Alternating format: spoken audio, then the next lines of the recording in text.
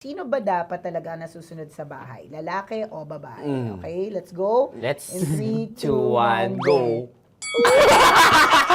I would say that I am an alpha female. Pero pagdating sa bahay, submissive ako sa aking asawa. In fact, his opinion really matters to me. Ang rational ko naman dyan, kung sino ang mas madalas na nasa bahay, siya ay masusunod.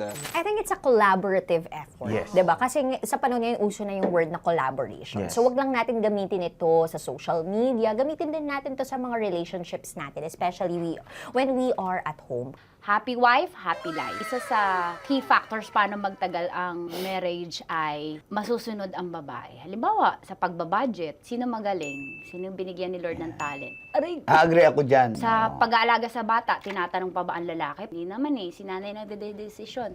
Sa pagluluto, tinanong lang sa lalaki, pero yung timpla, kanino pa rin desisyon. Sa babae pa rin.